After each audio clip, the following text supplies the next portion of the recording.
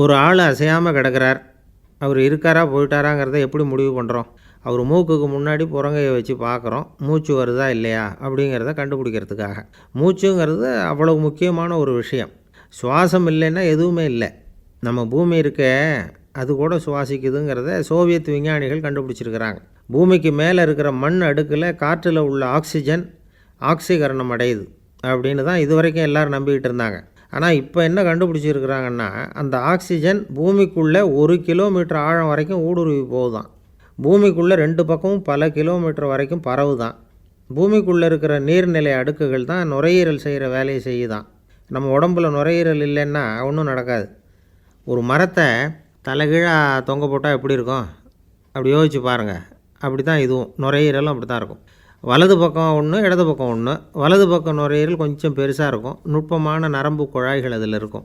கோடிக்கணக்கான நுண்ணிய குழாய்களை வச்சுக்கிட்டு தான் அது வேலை செய்யுது. 25 கோடி குழாய்கள் இருக்கும். அதை அப்படியே முழுசாக பிரித்து பரப்புனா ஒரு டென்னிஸ் கோர்ட்டில் பாதி பரப்பளவு இருக்குமா. நுரையீரல் நிறம் கருஞ்சிவப்பு தான். புகை அதிகமாக உள்ளே போச்சுன்னா அது கருப்பாகிடுது. காற்றுல உள்ள பிராணவாயுவை இது இழுத்து எடுத்துக்கிட்டு ரத்தத்தை சுத்தப்படுத்துகிற முக்கியமான வேலையை இது செய்யுது. அசுத்த காற்றை வெளியில் அனுப்பி வச்சுருது. ஒருத்தர் வேகமாக ஓடி வரார், அவருக்கு மூச்சு இறைக்கும். பயங்கரமாக எதையாவது பார்த்து விடுறார், உடனே மூர்ச்சி ஆகிடுவார்.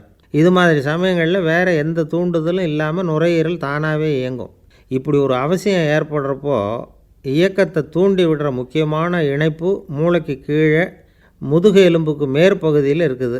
அது உடனே சுவாசத்துக்கு அவசர உதவியை கொடுக்குது. இப்போ ஒருத்தர் பேசாமல் உட்காந்துருக்கார். இந்த சமயத்தில் அவருக்கு 1 பங்கு காற்று தேவைப்படுதுன்னு வச்சுக்கோங்க. அவர் எழுந்திரிச்சு நடக்கும் பொழுது 1.5 மடங்கு தேவைப்படும். ஓடினார்னா 3 மடங்கு தேவைப்படும். படுத்துருக்கிறப்ப அரை மடங்கு தான் தேவைப்படும். இதுக்கு நிமிஷத்துக்கு 16 தடவை மூச்சு விட்டாகணும். இப்படி சாதாரணமாக உள்ளே இழுக்கிற காற்று கொஞ்சம்தான் இருந்தாலும் இது மாதிரி 8 மடங்கு காற்றை உள்ளே இழுத்து வச்சுக்கிற சாமர்த்தியம் நுரையீரலுக்கு இருக்குதான். தண்ணி, நுண்கிருமிகள், ரசாயன பொருள் இப்படி எது உள்ளே போனாலும் நுரையீரல் சமாளிச்சுக்கும். 30 வருஷமாக விடாத புகை பிடிக்கிறவர் தொடர்ந்து உள்ளே அனுப்பி வைக்கிற புகையை கூட சமாளிக்குதுன்னா பார்த்துங்களேன்.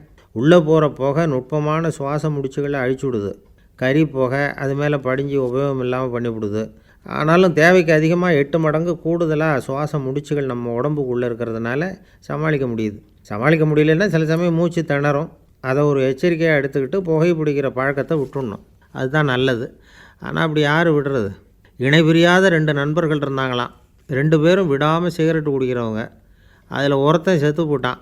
இன்னொருத்தன் அதுக்கப்புறம் 2 சிகரெட்டாக குடிக்க ஆரம்பித்தானான். ஏன் இப்படி பண்ணுறேன்னு கேட்டிருக்காங்க. நான் ஒரு சிகரெட்டு தான் குடிக்கிறேன். செத்து போன என்னுடைய ஃப்ரெண்டு இருக்கானே, செத்து போனவன், அவனுக்காக இன்னொரு சிகரெட்டு குடிக்கிறேன் அப்படின்னு நானான். இது ரொம்ப ஆபத்து, விட்டுடு அப்படின்னு சொல்லியிருக்காங்க. சரின்னு ஒத்துக்கிட்டான். ஆனால் அதுக்கப்புறமும் ஒரு சிகரெட் விதமாக குடிச்சிக்கிட்டே இருந்தான்.